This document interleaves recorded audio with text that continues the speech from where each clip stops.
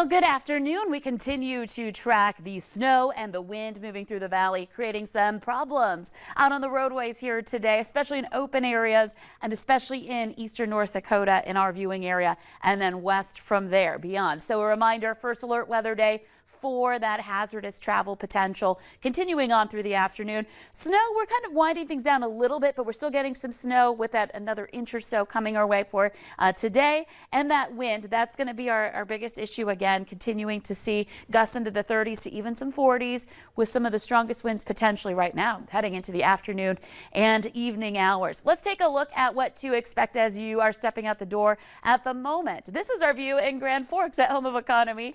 Our live cam showing some flakes coming down, and of course you can't miss the snow melting on the camera dome right there right now as well. And so conditions aren't so nice in the Grand Forks area. We've got other places struggling a little bit. In the Baudette area, this is actually north of Baudette into Canada here, closer to Lake of the Woods. I've been watching this area closely because from time to time I'm seeing some bursts of snow moving through, and it's headed toward the Baudette area and farther south, where we're talking about the potential for some lake effect snow with the wind there. And then there's the blowing snow. This is the Highway 2 Crary rest stop near Devil's Lake, and you can see not a lot of vehicles stopped here, but I want to point out these streaks across the lot. That's some drifting snow across the lot there. Looks like this vehicle might have been there for a while because the entire left-hand driver's side of the vehicle covered in snow. So road conditions in North Dakota, you can see numerous areas in purple and in yellow. Purple meaning snow-covered roads, yellow meaning that we've got some ice on the roads as well. So it's not nice everywhere essentially, except for the northwestern portion of the state looking a little bit better right now, and a similar situation into Minnesota. So these spotty areas of snow continue into the afternoon, and there's one area, northeastern parts of South Dakota, that's looking a little more substantial. That's right in that region where I was showing you our sky cams from the Dakota Magic Casino, or the flags in the sky cam there.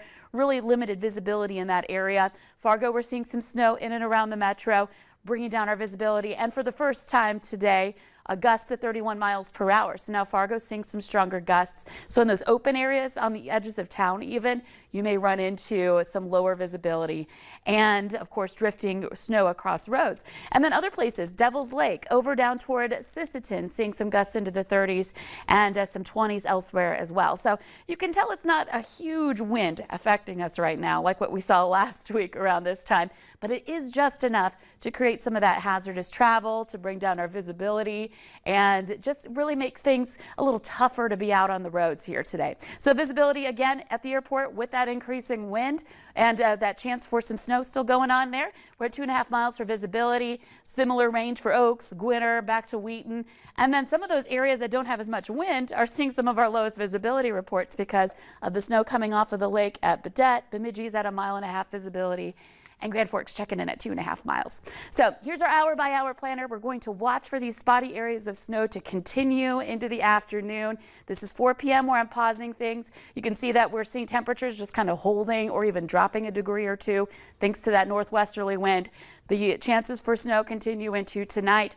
But by 9 o'clock, we're still getting some strong wind gusts, but the snow's starting to taper off a little bit. So that will end, and then gradually the wind will follow, but it may not be until we get into the overnight hours that we see that wind really ease up, leading to some pretty cold temperatures to start off our Friday. 0 potentially for the start of our day in Fargo.